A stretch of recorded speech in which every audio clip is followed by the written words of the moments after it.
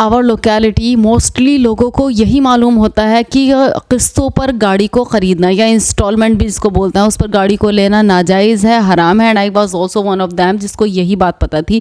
But when I studied about it, मैंने पाया कि 4 कंडीशंस ऐसी भी हैं जिनमें किस्तों पर गाड़ी को लेना नाजायज़ और हराम नहीं है। And today these all conditions इंशाल्लाह ताला I will reveal in front of you all. जिनमें पहली कंडीशन कि गाड़ी की कीमत मान लीजिए कि 10 लाख रुपए है, मसलन 2 लाख रुपए नकद जमा करके बाकी 8 लाख रुपए और 1 लाख ब्याज के कुल 9 लाख रुपए किस्तों में चंद महीनों या चंद सालों में जमा करने हो तो ये सूदी मामला होने की वजह से नाजायज़ और हराम है, क्योंकि उसमें 1 लाख आपको ब्याज देना पड़ रहा है।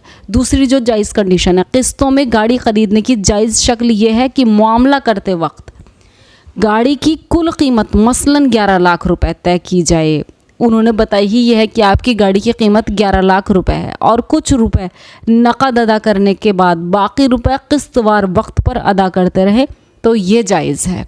थर्ड पॉइंट, किस्तों में गाड़ी ख़रीदने की जायज़ शक्ल ये भी हो सकती है कि बैंक खुद गाड़ी बेचे और उसी मजलिस में गाड़ी की कीमत तय की जाए, चाहे कम हो या ज़्यादा। किस्तें वक्त पर अदा करें। अगर किस्तों में देर करने की वजह से ज़्यादा रुपए देने पड़े तो ये सूद हो जाएगा जो नाजायज़ और हराम है।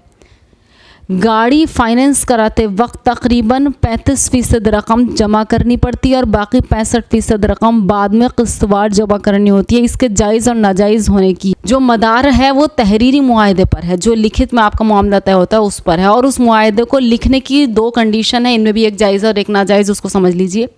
उस गाड़ी की कीमत 5 लाख रुपए और किस्तवार ख़रीदने की वजह से 6 लाख रुपए जिसमें 50,000 ब्याज के हैं, ये शक्ल नाजायज़ और हराम है। दूसरी कंडीशन, उस गाड़ी की कुल कीमत 6 लाख रुपए है जिसको किस्तवार इतने साल में अदा करना होगा, ये आपका तय हो जाए, ये शक्ल जायज़ है। यानी जो भी आपकी रकम तय होती है किस्तवार आप वक्त पर उतनी ही रकम अगर दे रहे हैं तो वो कंडीशन आपकी जायज़ है।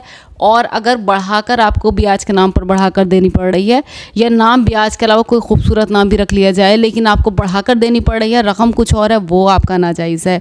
I hope this phenomena will totally be clear in front of you. Thank you so much. जज़ाकल्लाहु खैर।